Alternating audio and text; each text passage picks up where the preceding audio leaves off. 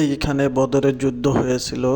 তো আমরা এই বদরের যুদ্ধের স্থানে আমরা চলে আসলাম আল্লাহর অশেষ মেহেরবানিতে। তো এখানে শত শত হাজিরা আসতেছেন, সাহাবীদের কবর দেখতেছেন। আমি আপনাদেরকে দেখানোর চেষ্টা করতেছি।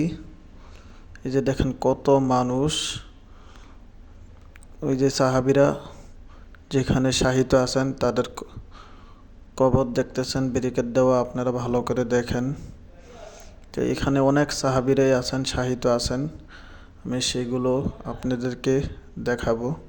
তো ওই যে মানুষগুলা দাঁড়ায় রয়েছেন, তাদের জন্য হয়তো দোয়া করতেছেন।